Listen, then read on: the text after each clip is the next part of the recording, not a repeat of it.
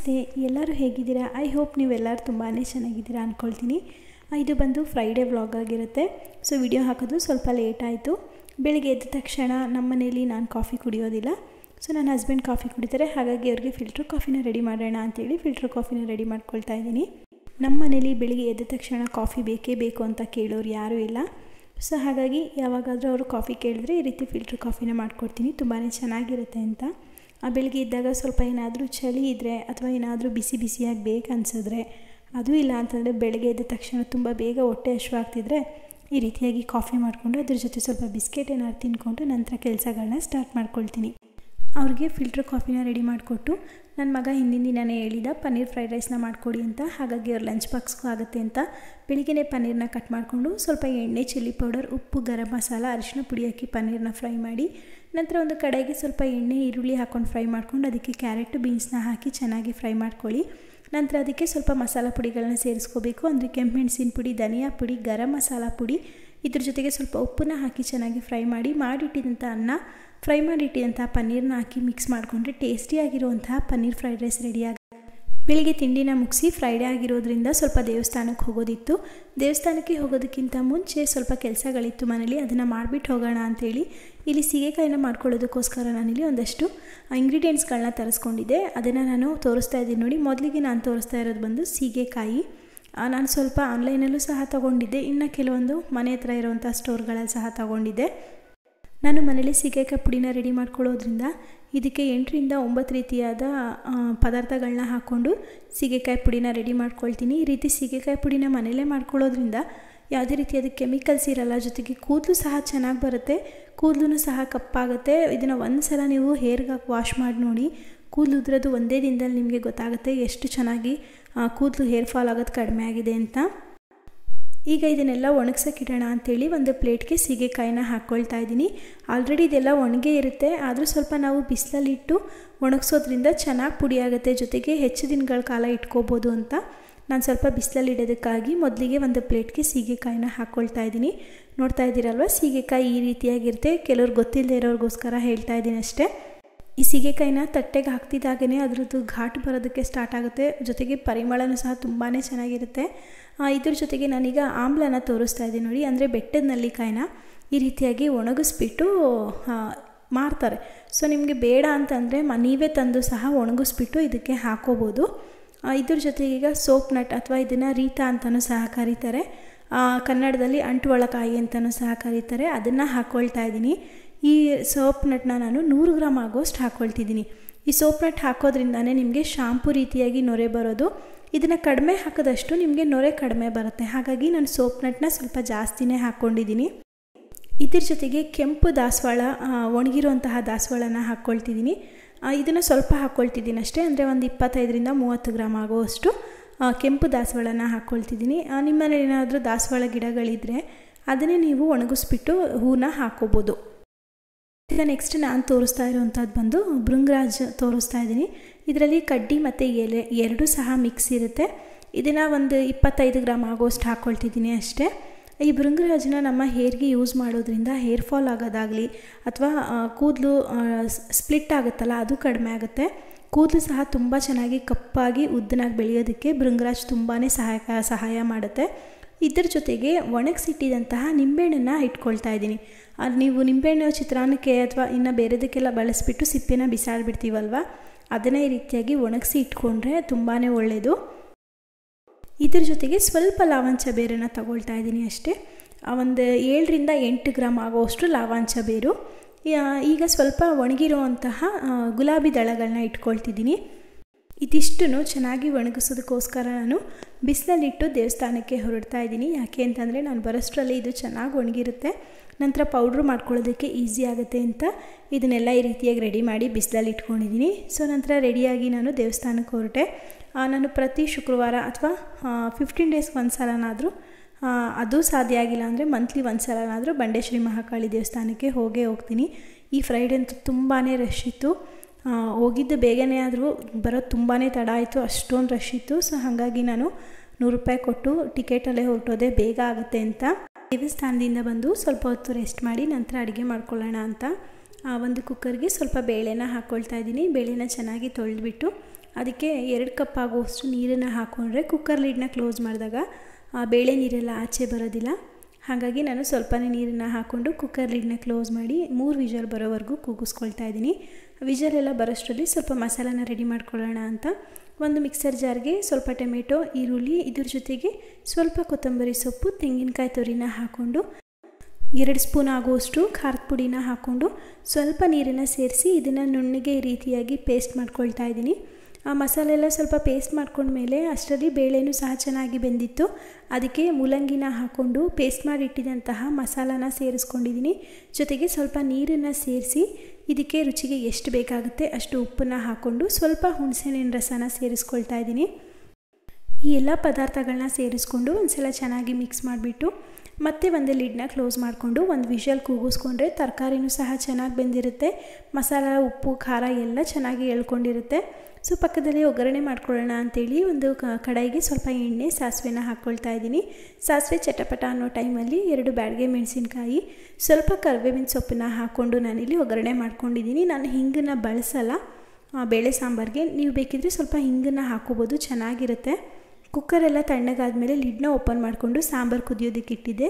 ಅದಕ್ಕೆ ಸ್ವಲ್ಪ ಹಸಿ ತೆಂಗಿನಕಾಯಿ ತುರಿ, ಕಟ್ ಮಾಡಿ ಇಟ್ಟಿದ್ದಂತಹ ಕೊತ್ತಂಬರಿ ಸೊಪ್ಪು, ನಂತರ ಒಗ್ಗರಣೆ ಮಾಡಿ ಇಟ್ಟಿದ್ದಂತಹ ಸಾಸಿವೆ, ಒಣಮೆಣಸಿನ್ಕಾಯಿ ಎಲ್ಲ ಏನಿತ್ತು ಅದನ್ನು ಸೇರಿಸ್ಕೊಂಡು ಚೆನ್ನಾಗಿ ಮಿಕ್ಸ್ ಮಾಡಿಕೊಂಡ್ರೆ ಟೇಸ್ಟಿಯಾಗಿರುವಂತಹ ಮೂಲಂಗಿ ಸಾಂಬಾರು ರೆಡಿ ಆಗೋಯಿತು. ರಾತ್ರಿಗೆ ಸ್ವಲ್ಪ ರೈಸ್ ಕಡಿಮೆ ಇದ್ದಿದ್ದರಿಂದ ಫ್ರಿಜ್ಜಲ್ಲಿ ಸ್ವಲ್ಪ ಇಡ್ಲಿ ಇಟ್ಟಿತ್ತು, ಅದರಲ್ಲಿ ದೋಸೆ ಮಾಡ್ಕೊಂಡ್ಬಿಡೋಣ ಅಂತ ದೋಸೆನ ರೆಡಿ ಮಾಡ್ಕೊಳ್ತಾ ಇದ್ದೀನಿ. ನಮ್ಮನೇಲಿ ಸ್ವಲ್ಪ ದೋಸೆ ಇಟ್ಟು ಇಡ್ಲಿ ಇಟ್ಟಿದ್ರೆ ಅದರಿಂದ ದೋಸೆ ಹಾಕ್ಕೊಟ್ರೆ ಯಾವುದೇ ಟೈಮ್ ಆದರೂ ಎಲ್ಲ ಚೆನ್ನಾಗಿ ತಿನ್ಕೊಳ್ತಾರೆ. ಹಾಗಾಗಿ ಇದು ನೈಟ್ ಡಿನ್ನರ್ ಆಗಿತ್ತು ಅಂತಲೇ ಹೇಳ್ಬೋದು. ತುಂಬಾ ಚೆನ್ನಾಗಿತ್ತು ದೋಸೆಗೂ ಮೂಲಂಗಿ ಬೇಳೆ ಸಾಂಬಾರಿಗೆ. ಇದನ್ನೆಲ್ಲ ಮಾಡಿ ಪಾತ್ರೆನೆಲ್ಲ ತೊಳೆದು ಎಲ್ಲ ಕ್ಲೀನ್ ಮಾಡಿಕೊಂಡು ಕೊನೆಯದಾಗಿ ನಾನು ಒಣಗಕ್ಕಿಟ್ಟಿದ್ದಂತಹ ಸೀಗೆಕಾಯಿ ಎಲ್ಲ ಏನಿತ್ತು ಅದನ್ನು ಪೌಡ್ರ್ ಮಾಡಿಡೋಣ ಅಂತ ರೆಡಿ ಮಾಡಿಕೊಂಡೆ. ನಾನಿಲ್ಲಿ ಸೀಗೆಕಾಯಿ ಹಾಗೆ ಸೋಪ್ ನಟ್ ಅಂದರೆ ಏನು ಅಂಟ್ವಳ್ಕಾಯಿ ಅಂತ ಕರಿತೀವಿ ಅದರೊಳಗೆ ಇರುವಂತಹ ಬೀಜಗಳನ್ನೆಲ್ಲ ಈ ರೀತಿಯಾಗಿ ಸಪ್ರೇಟ್ ಮಾಡಿ ತೆಗೆದಿಟ್ಕೊಂಡಿದ್ದೀನಿ. ಈ ಬೀಜಗಳನ್ನ ಹಾಕೋದ್ರಿಂದ ಮಿಕ್ಸಿನೂ ಸಹ ಹಾಳಾಗುತ್ತೆ, ಜೊತೆಗೆ ಬೀಜದಿಂದ ಏನು ಯೂಸ್ ಇಲ್ಲ. ಅದಕ್ಕೋಸ್ಕರ ಸೀಗೆಕಾಯಲ್ಲಿ ಹಾಗೆ ವಾಲ್ನಟ್ಟಲ್ಲಿ, ಬೆಟ್ಟದ ನೆಲ್ಲಿಕಾಯಲ್ಲಿ ಇರುವಂತಹ ಬೀಜಗಳನ್ನೆಲ್ಲ ತೆಗೆದು ಈ ರೀತಿಯಾಗಿ ಇಟ್ಕೊಂಡಿದ್ದೀನಿ. ಇದಿಷ್ಟನ್ನು ಒಂದೇ ಸಲ ಮಿಕ್ಸಿಗೆ ಹಾಕಿ ನಾವು ಪುಡಿ ಮಾಡೋದಕ್ಕಾಗಲ್ಲ. ಹಾಗಾಗಿ ಸ್ವಲ್ಪ ಸ್ವಲ್ಪನೇ ಹಾಕ್ಕೊಂಡು ಬ್ಯಾಚ್ ವೈಸ್ ಆಗಿ ಇದನ್ನು ನಾವು ಪೌಡ್ರು ಮಾಡ್ಕೋಬೇಕಾಗತ್ತೆ. ಮೊದಲಿಗೆ ನಾನು ಚಿಕ್ಕ ಜಾರ್ ತೊಗೊಂಡಿದ್ದೀನಿ. ಯಾಕೆ ಅಂತಂದರೆ ದೊಡ್ಡ ಜಾರಲ್ಲಾದರೆ ಸ್ವಲ್ಪ ಎಲ್ಲ ಸಿಗಾಕೊಳ್ಳುತ್ತೆ ಬೇರುಗಳೆಲ್ಲ ಅಂಥೇಳಿ ಚಿಕ್ಕ ಜಾರ್ಗೆ ಸ್ವಲ್ಪ ಸ್ವಲ್ಪನೇ ಹಾಕ್ಕೊಂಡು ಪೌಡ್ರು ಮಾಡ್ಕೊಳ್ತಾ ಇದ್ದೀನಿ. ಈ ಲಾವಂಚ ಬೇರೆನ ನಾವು ಸೀಗೆಕಾಯಿ ಪುಡಿ ಅಥವಾ ಎಣ್ಣೆಗೆ ಹಾಕಿ ಬಳಸೋದ್ರಿಂದ ಕೂದಲಲ್ಲಿ ಏನು ಬೇರು ಅಂತ ಕರಿತೀವಿ ಆ ಬುಡ ತುಂಬ ಗಟ್ಟಿಯಾಗಿರುತ್ತೆ ಅಂತ ಲಾವಂಚ ಬೇರನ್ನು ಬಳಸಬೇಕು. ಬೆಟ್ಟದ ನೆಲ್ಲಿಕಾಯಿನ ನಾವು ಸೀಗೆಕಾಯಿ ಪುಡಿಗೆ ಹಾಕಿ ಮಿಕ್ಸ್ ಮಾಡಿ ಹಾಕೋದ್ರಿಂದ ಕೂದಲು ಚೆನ್ನಾಗಾಗುತ್ತೆ, ಹೇರ್ ಫಾಲ್ ಸಹ ಕಡಿಮೆ ಆಗುತ್ತೆ, ಜೊತೆಗೆ ಹೇರ್ ಏನು ಡ್ರೈನೆಸ್ ಇರುತ್ತೆ ಅದು ಸಹ ಕಡಿಮೆ ಆಗುತ್ತೆ. ಇನ್ನು ದಾಸವಾಳ, ಭೃಂಗರಾಜನ ಬಳಸೋದ್ರಿಂದ ಹೇರ್ ಫಾಲ್ ಕಡಿಮೆ ಆಗೋದಲ್ಲದೆ ಹೇರು ಸಹ ತುಂಬ ಚೆನ್ನಾಗಿ ಉದ್ದನಾಗಿ ಬೆಳೆಯುತ್ತೆ, ಜೊತೆಗೆ ಕಪ್ಪಾಗಿರುತ್ತೆ. ಹೇರ್ ಸ್ಪ್ಲಿಟ್ಸ್ ಏನಾದರೂ ಇದ್ದರೆ ಅದು ಸಹ ಕಡಿಮೆ ಮಾಡೋದಕ್ಕೆ ತುಂಬಾ ಉಪಯೋಗಕಾರಿ. ಒಣಗಿರುವಂತಹ ರೋಸ್ ಪೆಟಲ್ಸ್ನ ಹಾಕಿದ್ವಲ್ಲ, ರೋಸ್ ಪೆಟಲ್ಸ್ನ ಹಾಕೋದ್ರಿಂದ ಹೇರ್ ತುಂಬ ಚೆನ್ನಾಗಿ ಶೈನಾಗಿರುತ್ತೆ. ಇನ್ನು ನಿಂಬೆಹಣ್ಣನ್ನು ನಾವು ಸಿಪ್ಪೆ ಹಾಕಿದ್ವಲ್ಲ, ನಿಂಬೆಹಣ್ಣಿನ ಸಿಪ್ಪೆನ ಹೇರ್ಗೆ ಅಪ್ಲೈ ಮಾಡ್ಕೊಳ್ಳೋದ್ರಿಂದ ಹೇರಲ್ಲಿ ಏನಾದರೂ ಡ್ಯಾಂಡ್ರಫ್ ಇದ್ದರೆ ಅದ್ರ ಜೊತೆಗೆ ಹೇರ್ ತುಂಬ ಇಚ್ಚಿಂಗ್ ಆಗುತ್ತೆ ಕೆಲವ್ರಿಗೆ, ಅದೆಲ್ಲ ಸಹ ಕಡಿಮೆ ಆಗುತ್ತೆ ನಾವು ನಿಂಬೆಹಣ್ಣನ್ನು ಈ ರೀತಿ ಪೌಡ್ರ್ ಮಾಡಿ ಬಳಸೋದ್ರಿಂದ. ಇನ್ನು ಸೋಪ್ ನಟ್ ಅಥವಾ ಅರಿತಾ ಅದ್ರ ಜೊತೆಗೆ ಅಂಟ್ವಳ್ಕಾಯಿ ಅಂತ ಏನು ಕರಿತೀವಿ ಅದನ್ನು ಅಪ್ಲೈ ಮಾಡ್ಕೊಳ್ಳೋದ್ರಿಂದ ಯಾವುದೇ ರೀತಿಯಾದ ಕೆಮಿಕಲ್ಸ್ ಇಲ್ಲದೆ ಇರೋ ರೀತಿ ನೊರೆ ಬರುತ್ತೆ. ನಾವೀಗ ಶ್ಯಾಂಪೂನೆಲ್ಲ ಯೂಸ್ ಮಾಡಿದ್ರೆ ಏನು ಹಾಕಿರ್ತಾರೆ ನೊರೆ ಬರೋದಕ್ಕೆ ಅಂತ ಗೊತ್ತಿರಲ್ಲ, ಆದರೂ ಸಹ ಬಳಸ್ತೀವಿ. ಆದರೆ ಸೋಪ್ ನಟ್ ಬಂದು ನ್ಯಾಚುರಲ್ ಆಗಿ ನಮಗೆ ನೊರೆ ಕೊಡುವಂತಹ ಒಂದು ಪದಾರ್ಥ. ಹಾಗಾಗಿ ಸೋಪ್ ನಟ್ನ ಸ್ವಲ್ಪ ಜಾಸ್ತಿ ಹಾಕೊಂಡ್ರೆ ಸೇಮ್ ನೀವು ಶಾಂಪೂ ಎಲ್ಲ ಹೇಗೆ ವರ್ಕ್ ಆಗುತ್ತೆ ಅದೇ ರೀತಿಯೇ ಸೋಪ್ ನಟ್ ಸಹ ಕೆಲಸ ಮಾಡುತ್ತೆ. ಇದಕ್ಕೆ ನೀವು ಬೇಕಿದ್ರೆ ಒಂದು 2-3 ಸ್ಪೂನ್ ಆಗೋಷ್ಟು ಮೆಂತ್ಯ ಕಾಳನ್ನು ಸಹ ಒಣಗಿಸ್ಬಿಟ್ಟು ಪೌಡ್ರ್ ಮಾಡಿ ಹಾಕೋಬೋದು. ನೋಡಿ ಈ ರೀತಿ ಮಿಕ್ಸಿಗೆ ಹಾಕಿ ಎಲ್ಲನೂ ಪೌಡ್ರ್ ಮಾಡಿ 1-2 ಸಲ ಜರಡಿ ಆಡಿಕೊಂಡ್ರೆ ನಮಗೆ ಈ ರೀತಿ ಫೈನಾಗಿರುವಂತಹ ಪೌಡರ್ ರೆಡಿ ಆಗುತ್ತೆ. ಇದನ್ನು 2 ರೀತಿಯಾಗಿ ನಾವು ಬಳಸ್ಕೋಬೋದು. ಮೊದಲನೇದು ಯಾವ ರೀತಿ ಅಂತ ತೋರಿಸ್ತಾ ಇದ್ದೀನಿ. ಇಲ್ಲಿ ಒಂದು ಪಾತ್ರೆಗೆ ನೀರನ್ನು ಸ್ವಲ್ಪ ಬಿಸಿ ಆಗೋದಕ್ಕೆ ಇಟ್ಟಿದ್ದೀನಿ. ನೀರು ಸ್ವಲ್ಪ ಬಿಸಿ ಆಗ್ತಿದ್ದಾಗೇ ಇದಕ್ಕೆ 1 ಟೇಬಲ್ ಸ್ಪೂನ್ ಆಗುವಷ್ಟು ಅಗಸೆ ಬೀಜನ ಹಾಕ್ಕೊಳ್ತಿದ್ದೀನಿ. ಇದರಲ್ಲಿ ನಿಮಗೆ ರೋಸ್ಟೆಡ್ ಅಗಸೆ ಬೀಜ ಹಾಗೆ ರಾ ಅಗಸೆ ಬೀಜ ಅಂತಲೂ ಸಿಗುತ್ತೆ. ನಾನಿಲ್ಲಿ ರಾ ಅಗಸೆ ಬೀಜ ತೊಗೊಂಡಿದ್ದೀನಿ, ಅಂದರೆ ಇದನ್ನೇನು ರೋಸ್ಟ್ ಮಾಡಿರೋದಿಲ್ಲ. ಇದನ್ನು ಒಂದು 2-3 ನಿಮಿಷ ಕುದಿಸ್ಕೊಂಡ್ರೆ ನಮಗೆ ಆಲೋವೆರಾ ಜೆಲ್ಲೆಲ್ಲ ಇರುತ್ತಲ್ಲ ಆ ರೀತಿಯಾಗಿ ಇದು ಕನ್ವರ್ಟ್ ಆಗುತ್ತೆ. ಅಲ್ಲಿವರೆಗೂ ಇದನ್ನು ಚೆನ್ನಾಗಿ ಕುದಿಸ್ಕೋಬೇಕು. ಈ ಅಗಸೆ ಬೀಜದಲ್ಲಿ vitamin E, vitamin B, omega 3 ಹೆಚ್ಚಾಗಿರೋದ್ರಿಂದ ನಮ್ಮ ನೆತ್ತಿ ಡ್ರೈ ಆಗುತ್ತಲ್ಲ ಅದನ್ನು ಸಹ ಕಡಿಮೆ ಮಾಡೋದಲ್ಲದೆ ಕೂದಲು ದಪ್ಪವಾಗಿ ಬೆಳೆಯೋದಕ್ಕೆ, ಕೂದಲು ಉದ್ದ ಬೆಳೆಯೋದಕ್ಕೆ ಈ ಅಗಸೆ ಬೀಜ ತುಂಬಾ ಸಹಾಯಕಾರಿ.